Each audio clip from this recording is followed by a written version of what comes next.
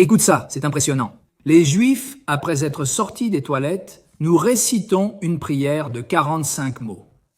En écoutant cette vidéo en entier, je suis certain qu'elle changera ta vie à 180 degrés. Elle s'appelle la prière A-S-H-E-R Yatzar. Nous allons débuter par une histoire saisissante sur la puissance de cette prière. Comment est-ce une protection pour la santé de la personne? Écoute. Une jeune fille entre en contact avec son futur mari, son fiancé, avant de se marier, pour se retrouver à un endroit précis dans une autre ville. C'est pourquoi elle se rend à la gare routière centrale et avant de prendre le bus, elle va un moment aux toilettes. Ensuite, elle sort, regarde l'horloge, que voit-elle? Elle voit que le bus part dans quelques minutes. Aujourd'hui, elle commence à courir. Soudain, à mi-chemin, l'autobus arrivait, mais elle était à mi-chemin. Elle se souvient qu'elle a oublié de faire ce qu'on appelle en hébreu Netila Yadaim, l'ablution des mains. Laver chaque main 3 fois dans un récipient d'eau.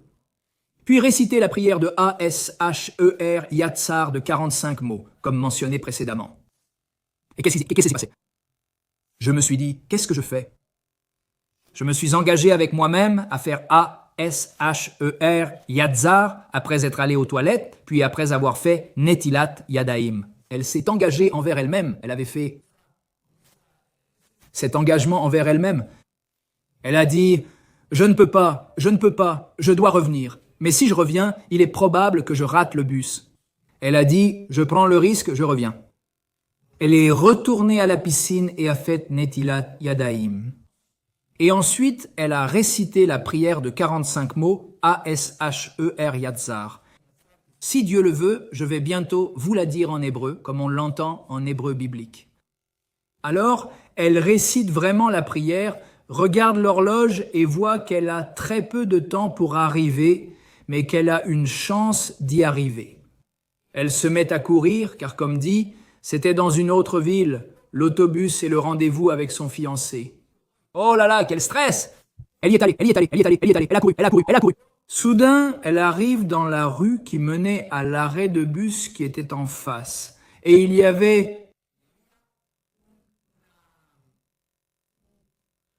le passage piéton. Donc, elle s'est arrêtée pour voir s'il y avait une voiture. Et qu'a-t-elle vu? Que son bus est arrivé. Mais où est-il? En face. Non, où était-elle? Oh, il est arrivé. Il a fait le premier pas. Tout cela, je le dis avec mes mots, est basé sur des faits réels.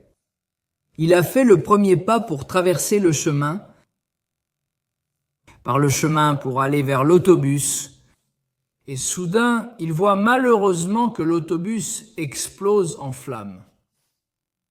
Malheureusement, un terroriste s'est immolé et il a vu de ses propres yeux ce qui s'est passé dans son autobus.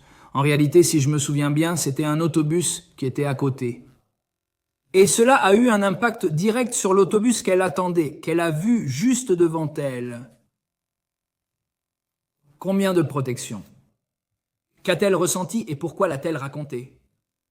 Parce qu'elle a compris. Ici, nous voyons au moins 2 points centraux. Le premier point central est l'importance d'être cohérent avec ce à quoi on s'engage envers soi-même dans tous les aspects de la vie. On se dit, je vais aider mon prochain dans telle chose. Eh bien, on s'est engagé, évidemment, avec l'aide de Dieu, à vraiment essayer de répondre présent et à être responsable, cohérent et persévérant avec ce à quoi on s'est engagé envers soi-même. Et évidemment, sur le plan spirituel, ici, nous voyons quelque chose d'impressionnant. Elle s'est engagée à faire cela et elle a vu de ses propres yeux que cela lui a sauvé la vie. Si elle, malheureusement, avait été là,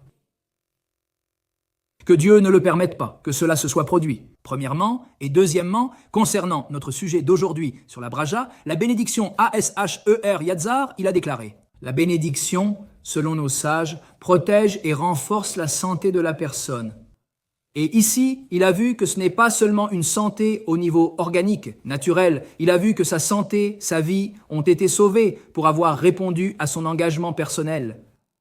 Impressionnant. Je vais te raconter une autre histoire incroyable, aussi vraie. Je l'ai entendue d'un rabbin qui la connaît de première main. C'est-à-dire, c'est un couple qui est allé lui parler et ce couple lui a raconté cette histoire. Et moi, j'ai entendu cette histoire du rabbin. Écoutez, c'est impressionnant. Une personne qui a réussi, impressionnante, voyage à l'étranger et a eu un immense succès dans un pays asiatique, peut-être la Chine, je ne me souviens plus très bien. Impressionnant, succès incroyable, la multinationale commence à monter en puissance, il devient directeur, il finit par devenir propriétaire des filiales de la multinationale. Beaucoup de personnel, succès incroyable, il se marie avec une personne du coin. Impressionnant, succès incroyable, succès incroyable. C'était quelqu'un qui ne connaissait pas la Torah. C'était une personne qui, malheureusement, a grandi dans un environnement où il n'y avait pas de Torah, où on ne connaissait pas la Torah, les bénédictions, où on ne savait pas étudier la Torah. Donc il a grandi comme une personne, évidemment, sans contexte de Torah, sans savoir bénir. Et dans ce pays, il s'est marié avec une personne du coin. Succès impressionnant. Que s'est-il passé soudainement? Il tombe malade et reste alité. On ne comprend pas bien pourquoi il tombe malade.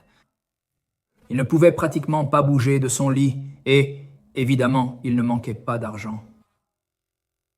Il a mis en place un système, comme avec une chaise électrique, pour le déplacer d'un endroit à l'autre dans la maison. La femme raconte au rabbin, la femme de ce monsieur, que pendant pratiquement 2 ans, son mari est resté alité, absent. On voit bien qu'il n'avait pratiquement pas beaucoup de communication, n'est-ce pas, c'est pas? La famille de la femme qui était du coin ne comprenait rien non plus.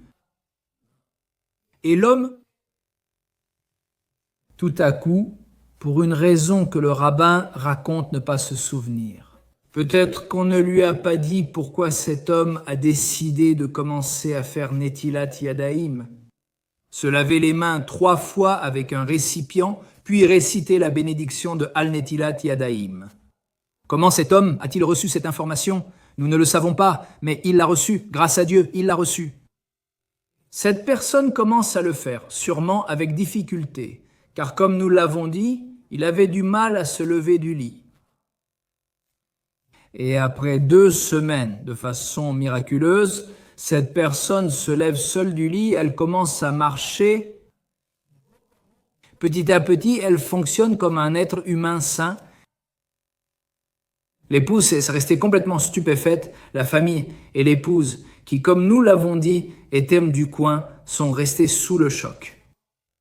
Ils ne comprenaient rien, ils ne comprenaient rien. Et l'homme a dit la chose suivante à la femme. « Regarde, ça je le sais, parce que mes ancêtres le faisaient, comme nous l'avons dit entre parenthèses, nous ne savons pas vraiment comment cette information est parvenue à cette personne. Mais j'ai décidé d'après ce que j'ai vu de mes propres yeux et j'ai compris avec mon corps et mon âme que cela fonctionne.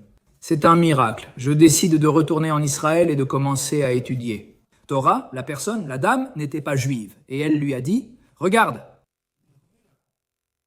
c'est ce que j'ai décidé de faire. » Et la dame décide de l'accompagner. Et elle décide de se convertir. Elle se convertit après avoir vu un miracle.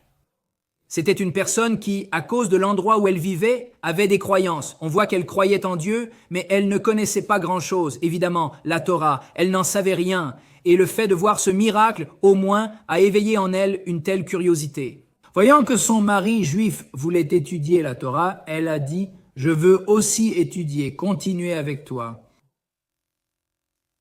En réalité, cette femme forte a choisi de voyager en Israël avec son mari. Peu à peu, ils ont tous deux commencé à étudier la Torah. Et il faut savoir, entre parenthèses, je dis que le judaïsme, comme beaucoup de gens le savent, n'est pas prosélyte ou ne cherche pas à convertir des gens au judaïsme. En fait, nous, les juifs, savons que chaque personne, autant les juifs que les non-juifs, a une mission dans la vie et chacun est indispensable. Dieu te crée à chaque instant. Il t'a créé et il te crée à chaque instant et il t'aime et il a confiance en toi. Juif, juive ou non, tu as une mission dans la vie. Par conséquent, toi en tant que personne, que tu sois juive ou non juive, tu peux grandir spirituellement de façon impressionnante même si tu n'es pas juive. Être Bnei Noach, c'est être un enfant de Noé. Il y a 7 grandes lois que si la personne les respecte, elle atteint des niveaux spirituels impressionnants. C'est-à-dire que personne ne cherche à convertir. En réalité, quand des rabbins reçoivent des demandes de conversion au judaïsme, ils posent des questions et examinent le cas. Est-il interdit que cette personne ait un intérêt? Si la femme avait refusé le judaïsme et souhaitait rester avec son mari, cela serait interdit. Il ne peut pas y avoir d'intérêt. Quel est l'intérêt? L'intérêt, en réalité, c'est de transformer l'âme, de faire partie du peuple israélien. Mais, comme nous l'avons dit, ce n'est pas une obligation. Ici, personne ne dit ça, entre parenthèses. C'est un mini-sujet, notre grand sujet de la baracha, de la bénédiction, mais il est très important d'en parler. Beaucoup de gens ne savent pas que le judaïsme, évidemment, le judaïsme, c'est la Torah, la voix de Dieu dans ce monde. Nous savons que chacun a une mission unique dans ce monde, qu'il soit juif ou non juif. Par conséquent, chaque cas est unique. Et personne ne cherche fondamentalement à être missionnaire, à amener des personnes non juives au judaïsme et à l'agrandir, comme c'est malheureusement le cas dans de nombreuses religions qui sont missionnaires, qui cherchent à attirer des gens vers leur religion ou secte.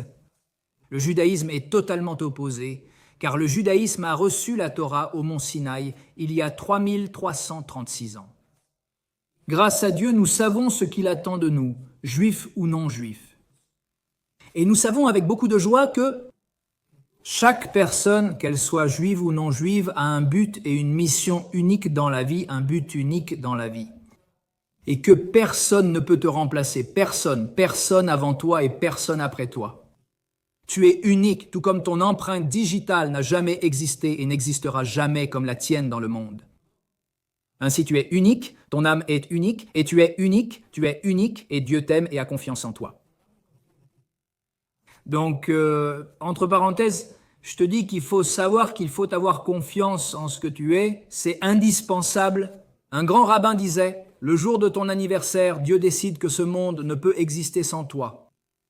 Donc, pour revenir à cette histoire, très brièvement, cet homme, avant de retourner en Israël, vend ses actions à ses associés. Les associés ne comprenaient rien parce que l'entreprise prospérait de façon impressionnante. C'était une puissance incroyable. Ils n'ont rien compris. Cette personne, très forte dans ses convictions, a choisi de retourner en Israël pour étudier la Torah. Et vraiment, la dame, très honnêtement, a commencé à étudier la Torah, sachant qu'elle ne pouvait pas avoir d'intérêt, même avec son mari. Décider personnellement que son âme appartienne au peuple israélite. Par conséquent, après un certain processus, elle s'est convertie et ils se sont mariés selon la loi de Moïse, la loi de la Torah. C'est très bien. S'est-il réellement consacré longtemps à l'étude de la Torah? Évidemment, après, je ne sais pas comment l'histoire a continué, mais il a sûrement eu son entreprise ou s'est consacré à autre chose. Mais il a consacré beaucoup de temps à étudier la Torah et l'argent qu'il a gagné en Chine, là où il vivait, et avec lequel il a vendu les actions. Cela a pu subvenir à ses besoins et à ceux de sa femme pendant une bonne période pour pouvoir étudier la Torah, renforcer l'intégration de la Torah et continuer d'avancer. Maintenant, je veux passer à la bénédiction d'hier et à Hatzar. Impressionnante bénédiction de 45 lettres, 45 mots. Pardon, je vais la dire en hébreu, puis je vais la traduire formellement. Nous allons conclure ce cours pour découvrir des aspects impressionnants de la bénédiction. Baruch ata Hashem, béni sois-tu Dieu, Elokeinu, notre Dieu, Melech Haolam, roi du monde. Je vais poursuivre en hébreu, puis traduire librement. Tu as créé des orifices et des cavités, c'est révélé et connu devant ton trône de gloire. Si l'un d'eux s'ouvre ou si l'un d'eux se bouche, il est impossible de survivre et de se tenir devant toi. Béni sois-tu, Éternel, guérisseur des malades, roi du monde. Très bien. C'est la bénédiction en hébreu. Très bien. En résumé, nous disons simplement que nous bénissons Dieu. Évidemment, c'est Melech Haolam. J'ouvre une parenthèse. Melech veut dire roi, roi du monde. Il faut comprendre qu'un roi, comme nous le savons, un roi a des lois. Il faut voir et comprendre que Dieu crée. Les lois de notre corps, aussi les lois du monde, évidemment toutes les lois du monde, et aussi la loi de notre corps. Comment fonctionne notre organisme? Et cela n'est pas libre dans notre libre arbitre, ça non. Dieu merci, Dieu gère notre corps de façon impressionnante. Qu'est-ce qui est dans notre libre arbitre? Évidemment, bien manger, faire de l'exercice, essayer d'avoir des moments de tranquillité, prier Dieu, le Créateur Tout-Puissant, faire de bonnes actions, bien sûr. Mais il faut savoir qu'au niveau de l'organisme, Dieu gère notre organisme. Il est roi, il faut le voir. Melech Haolam. Bien, nous continuons. Qu'a-t-il créé en nous? Orifice. Tout ce qui est orifice et ouverture, tout ce qui est conduit, veine, organe, tout, Dieu le crée. Et nous disons ensuite qu'il est révélé devant ton trône céleste que si l'un d'eux venait à s'ouvrir, si l'un d'eux venait à se fermer, que Dieu nous en préserve, nous ne pourrions subsister devant toi, nous disons adieu. Même un instant pense que Dieu nous en préserve. Si une ouverture venait à se fermer ou si quelque chose qui devait rester fermé s'ouvrait, ce serait un danger imminent que Dieu nous en préserve.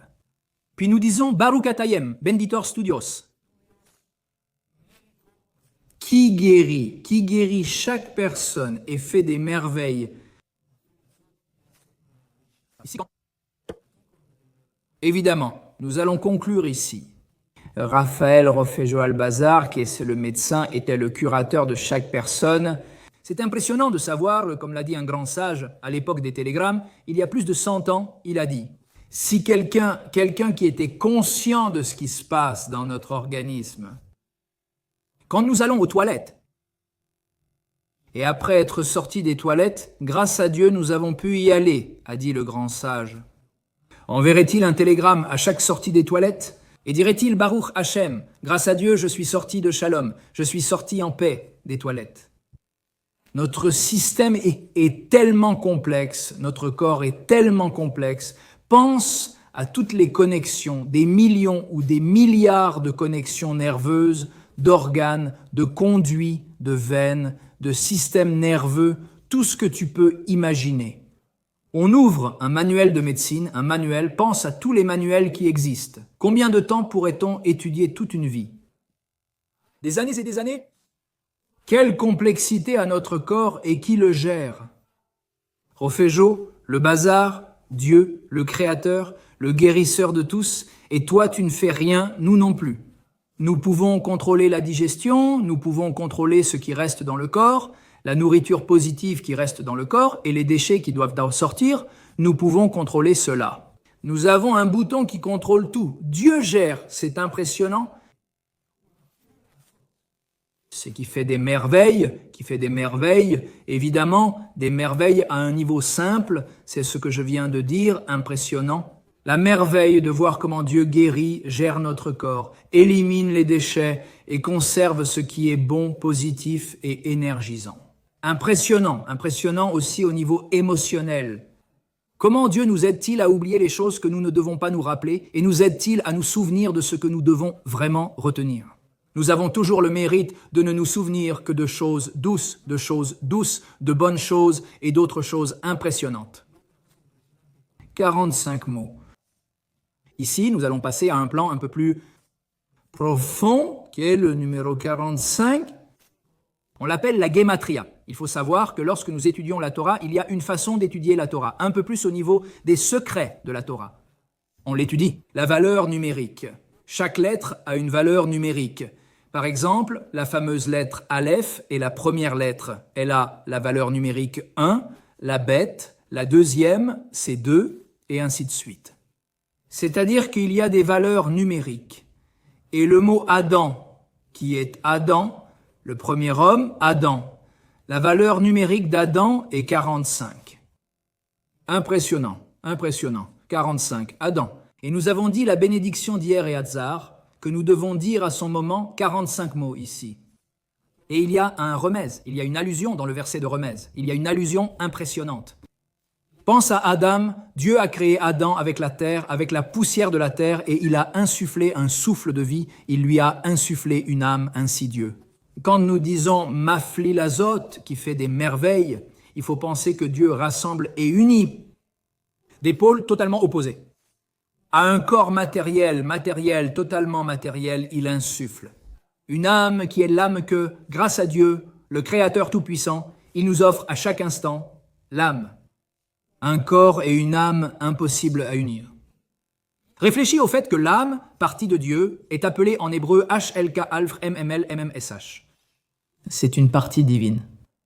On ne peut pas saisir l'âme. Notre âme, c'est Dieu qui nous offre la vie.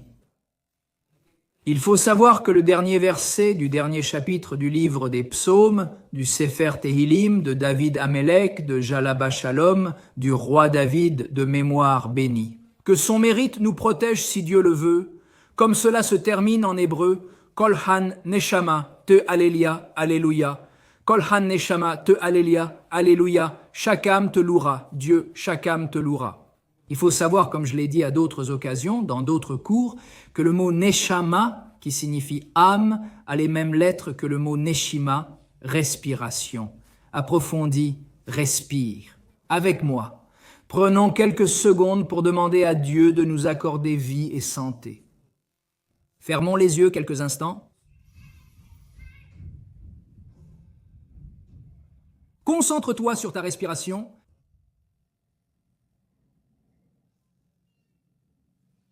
Je t'offre aussi ce cadeau qui est de sentir ton pouls où tu veux. Sens ton pouls, tac, tac, tac.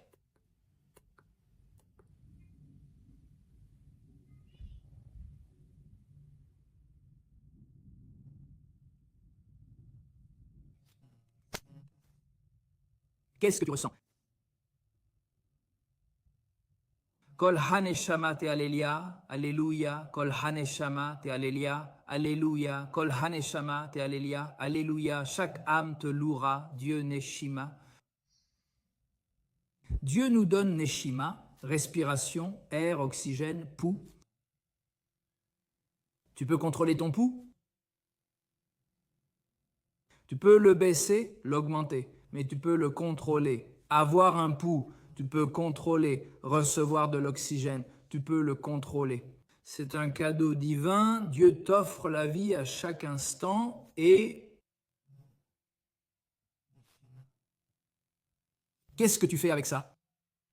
Tu le loues?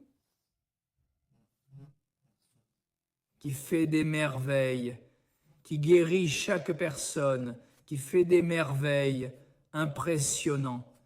Comme nous l'avons dit, Dieu te donne la vie, Nishima respiration, Nishama âme. Puissions-nous avoir le mérite de toujours vivre une vie de gratitude envers Dieu, de savoir que rien n'est évident à chaque instant que nous vivons. Tu te souviens des deux histoires que je t'ai racontées au début? Les deux grands miracles qui ont à voir avec la braja, avec la bénédiction d'hier, et Hatzar à différents niveaux. Mais il faut savoir comment Dieu offre à la personne la vie, la santé.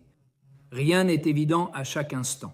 Remercier Dieu pour tant de bonté, que nous ayons le mérite de toujours remercier Dieu, que tout soit avec des bénédictions et des bénédictions. La santé pour accueillir Dieu avec joie, un bon cœur avec force et joie, succès et bénédiction.